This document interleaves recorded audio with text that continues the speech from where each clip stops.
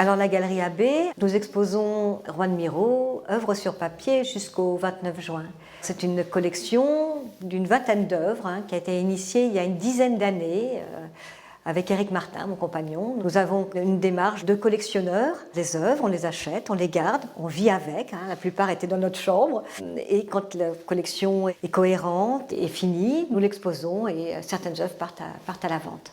C'est une exposition qui vous plonge dans le monde onirique et poétique de Juan Miró, qui est un artiste catalan qui a commencé dans les années 1915-1920.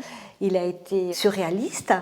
Il a même adhéré au manifeste d'André Breton avec Max Ernst et ses amis.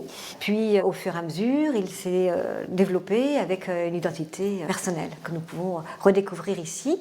Nous avons cette œuvre, par exemple, de 1934, complètement onirique, avec un couple qui discute.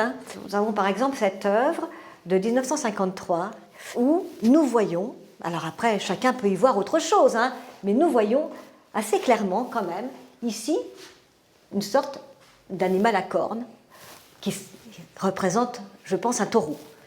Ici, un toréador. Il y a des symboles comme ça qu'il va utiliser dans son œuvre.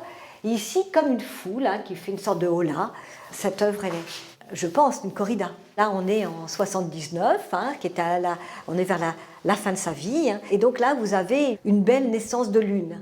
Un oiseau qui est dans la nuit, où on retrouve les étoiles, la fameuse étoile de Miró qui va se développer sur ses œuvres. La lune, ce personnage au crayon, avec un œil vif et dynamique, comme ça, on a une nervosité du trait. Ça nous amène complètement dans la peinture contemporaine. Et les Tombly et le street art, on voit l'influence qu'a eu Miró sur l'art moderne.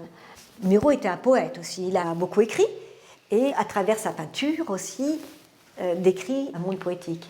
En quelques traits, il va vous exprimer un sentiment de fureur, de danse, d'énergie extrêmement compliqué, extrêmement difficile à exprimer. À travers un trait, tout est dit.